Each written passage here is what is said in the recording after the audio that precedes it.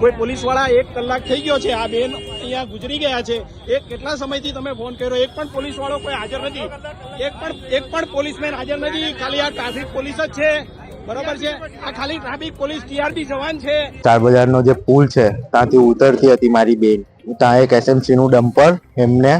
અથડાવી ગયું, એ જરાક ધીમે જ હતા અને પછાડીથી પેલો ડમ્પર જોરમાં આવીને અફાળાઈ ગયું ને એમનું જે માથું હતું તે ફ્યુલ ટેન્કમાં